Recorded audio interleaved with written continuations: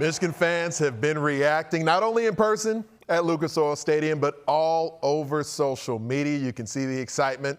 They have tasted national championship glory before, but it's been since 1989 since the Michigan men cut down the nets in basketball. So folks eagerly anticipating that could happen on Monday night, understandably so. But to do that, they're going to need continued excellence from their point guard. Dave Refson is standing by after their dominant win they had over Arizona with Elliot Cadeau. Elliot, congratulations on a great win. It felt like from the get-go you guys were the aggressors. Describe your mentality heading into this game. Yeah, definitely we wanted to be the aggressors, especially on defense, because we know just how talented they are and how easily they could get going.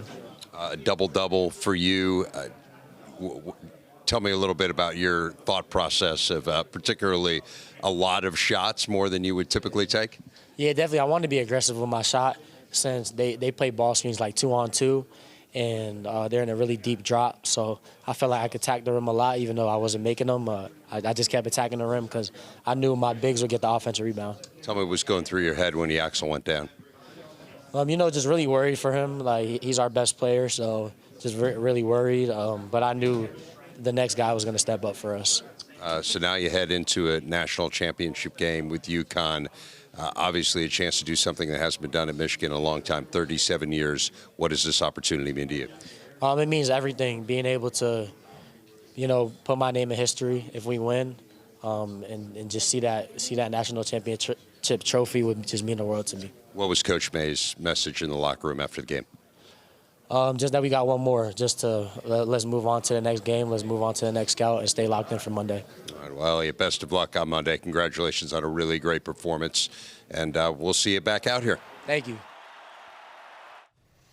This has been such a run for Michigan through the NCAA tournament. You look at their first 34 games of the season, averaging nearly 87 points per game, so it wasn't too bad, but over 94 points a game during the NCAA tournament. Only team in NCAA tournament history to score 90-plus points in 5 straight games. Their field goal percentage has gone up from both 2 and 3. They have been efficient and explosive. And an individual who knows a little bit about efficiency and explosiveness on offense, my guy Jordan Taylor, joining me on set right now. And for Michigan's offense, JT, the way that they've rolled, yes, their defense has been stellar. We'll certainly have a chance to get to their defense. But what stood out to you about the way Michigan has exploded so much offensively in this tournament? Well, it's been Elliot Cadeau, really and truly. The way that he's ran the offense and handled it and orchestrated, that was the best 5 for 17 game I think I've ever seen. He was outstanding. You just heard him with Dave talking about his aggressiveness. Arizona's game plan, they knew he likes to throw lobs and he likes to get it to Mar, Merez, all that. They were forcing him to be a scorer. A lot of times when you turn into a scorer and your shot's not dropping, you start to think about it, you start to lose focus, things like that. He stayed aggressive, he stayed the course, he ended up with 10 assists, 6 turnovers, but 3 of those were early on, he had a couple late. He was absolutely fantastic in that offense, and then even Yaxel, even though he was injured, stepped up making threes. He's had a little slump during the season where he wasn't knocking down shots, came down, hit 3 in this game, and of course Aday Mara was Aday Mara. And to look at it that way, because, Yaxel's injury, and we'll get into some more detail on that a bit later as well, but the way that Michigan is so deep, it's not only about the post and the physicality. It's not only about the guard play or the three-point shooting. It just feels like a team that can virtually do anything they want, matchup dependent.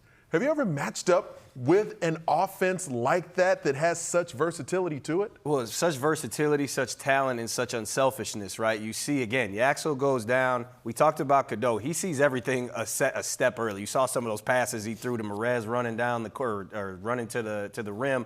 But then when those guys get going, it's Roddy Gale making threes out of the corner, cutting off the dunker. Namari Burnett in transition with his up and under. They have everything that you can ask for, and really what it comes down to, because they have so much freedom, is how much discipline are they going to play with. And that's what we talked about last week, that game plan discipline. We saw that in spades. We knew they were going to have to play their best game of the season, and you got it. And also, we got to show love to Rayfeld Davis, because that man said 90 to 75, and we called it, what we call it, bombastic is what we called it? Yes, and bombastic I was sitting prediction. here, 90 to 73, and I'm like, man, I text him. So if you go to Raphael, 281-330-8004, hit Raphael up on the low and get your Powerball numbers because he will get you right. That was incredible. Yeah, he was all over it, man. And to see the dominance of Michigan, and certainly Raphael and others have been talking about that aspect of it. But in a game where, you had to showcase depth when the Big Ten Player of the Year gets banged up, Aday Mara meant so much. And the matchup inside, there was size and physicality available to Arizona, and you and I were talking about it on Friday here on this set. All right, how are they going to go about trying to match up with AZ and what they bring to the table? I didn't anticipate that Mara would be so influential offensively in that game that would be what Michigan would lean into. How did he get that done? Honestly, you got to go back again to Elliot Cadeau. You got to give Mara credit because for a 7'2" guy, his hands, his touch, his feet are outstanding. Elliot Cadeau sometimes just knows their chemistry is crazy. Throws the ball to the rim, knows Mara's going to be there, but there was a couple where Mara's falling out of bounds, 7'2". A lot of guys like that, you worry about their health, falling down. He's catching it, staying on balance, behind the rim, laying it in, getting the foul and one. So his ability just to have awareness, spatial awareness, also step out, knock down shots, be a passer. Arizona tried to be in that drop a lot. He did a fantastic job at staying patient, playing handoffs, setting good, solid screens so Cadeau could get into that mid-range. So it wasn't just the 26 points. That's what's going to stand out, but it was all the little things that he did offensively. And, again, to shout out Raphael, he talked about that offensive versatility that Michigan brings, particularly their ability to knock down threes. And because Cadeau was so aggressive and Mara is such a threat at the rim, that forces that defense to collapse at some point or another and opens up everything else. Well, there was a collective breath being held by Michigan fans everywhere when the Big Ten Player of the Year ends up going down with an injury during that game against Arizona. And that was great that Yaxel Lendeborg was able to come back into the lineup. And Dave Refson, after Michigan's dominant performance, was able to catch up with Yaxel to get his perspective on how that went. I'm gonna be all right. When I went into the training room and into the tent, I was crying for a little bit. I was definitely scared. I never had like a knee injury before, so he said at worst it's gonna be like an MCL sprain. He was talking about my LCL as well.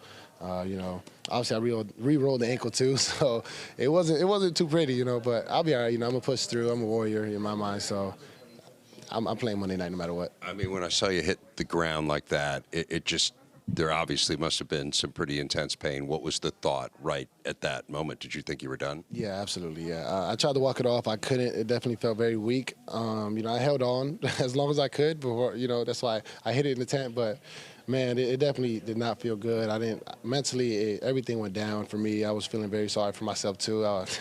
The training staff was being really nice to me, just trying to keep my spirits high. It wasn't working for a little while, but once I saw my teammates, saw the game for a little bit, we were still up 16, so I felt great. What happened in that interim process where you went from thinking you're done to thinking, I'm going to give it a go here in the second half? Well, with the training and what he was telling me was going to go on, I definitely started feeling a little bit better.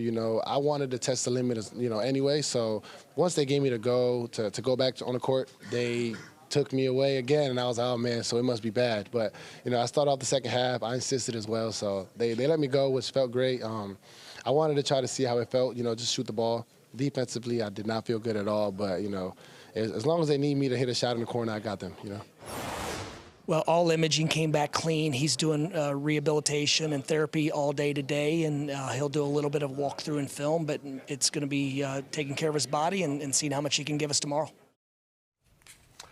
Well, we will see how much he is available to give, but when you look at the plus-minus of players who performed in that semifinal between Michigan and Arizona, Yaxel Lendeborg plus 123 so far in the NCAA tournament. Elliot Cadeau second to him at plus 103.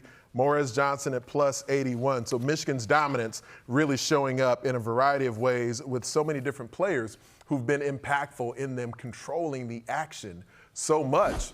And so that does continue to lead us down this path of just wondering, because Michigan being deep is one thing, but we don't know exactly how Yaxel Lendeborg will feel for sure. If he'll continue to be hampered, and if so, how much? With the leg injury, with that in mind, what do you see from Michigan that can help them sustain in a way against this particular team, especially in UConn, if you don't get the full version of Yaxel Lendeborg? Well, it's got to be the defense, right? It's got to be your ability. They're going to have to go small, I think, a little bit at times. They're going to have to use their size, obviously, to their advantage as they have all year long. The defensive game plan against Arizona from Dusty May, putting Morez Johnson on Krivats early instead of Mara, was a great strategic chess move. You know, he was able to be up at the level of the screen, and he also went small late in that half because Morez Johnson Jr. and because Mara had 2 fouls. Another thing we talked about, that's happened to them the last 2 games. UConn likes to run a lot of screens, a lot of pin downs, misdirection. You always got to stay attacked and connected to shooters, otherwise they'll get loose. That's what we saw against Illinois. So their ability to go small and also go up or down, whether Yaxel is in the lineup or not. But that is a cyborg-size hole that you're leaving in that Michigan lineup if he's willing to go. But you heard him. I don't suspect he's not on that basketball court. Yeah, he certainly left it out there over the weekend and with the national championship game Monday night. He sounds very determined to be out there, and we would anticipate he'll be effective. We'll certainly be watching that closely.